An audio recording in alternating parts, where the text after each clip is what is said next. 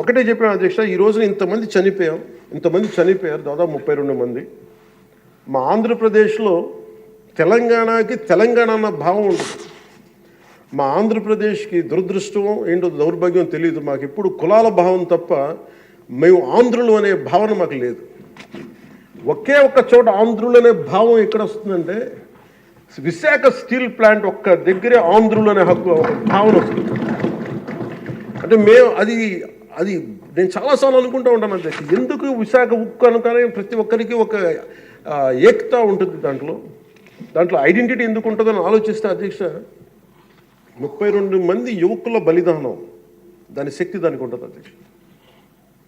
అది కదిపేస్తుంది.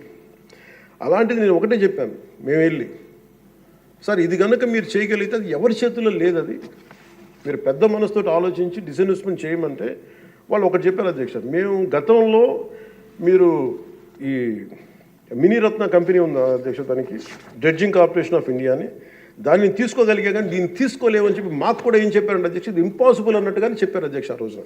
కానీ నేను 2 చేతులు జోడించి మా ప్రయత్నం మేము చేసాం అధ్యక్ష. అదృష్టవశాత్తు గౌరవ ముఖ్యమంత్రి గారు ముందుకు తీసుకెళ్లారు అధ్యక్ష, ఈ ప్రపోజల్ని చాలా బలంగా తీసుకెళ్లారు ఆయన.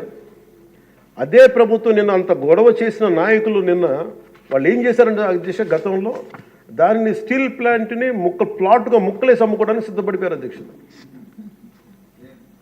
Really it's a shame. నేను మొన్న స్టీల్ ప్లాంట్ సంఘాల నాయకులు నా దగ్గరికి వస్తే అడిగాను, ఆ రోజున మీరు అంత గోల చేశారు కదా, మీరు మేము ఉన్నప్పుడేమో ఇంత గోల చేస్తారు, గౌరవ ముఖ్యమంత్రి గారు ఉన్నప్పుడేమో ఇంత మీరు చాలా ప్రజాస్వామ్యం ఇంత గోల చేస్తారు, ఆ రోజు అతను ఉంటే ఒక్కళ్ళు నోరెత్తపరేంటంటే కొడతారని భయమా మీకు అన్నాను కామ్గను. అంటే ఇలాంటి పరిస్థితుల నుంచి ఈ రోజున మన స్టీల్ ప్లాంట్కి డిస్ఇన్వెస్ట్మెంట్ని ఆపి తిరిగి పెట్టుబడులు తీసుకొచ్చినందుకు మనకి భారతదేశ ప్రధానమంత్రి శ్రీ నరేంద్ర మోదీ గారికి ప్రత్యేక ధన్యవాదాలు తెలుపుతున్నాను.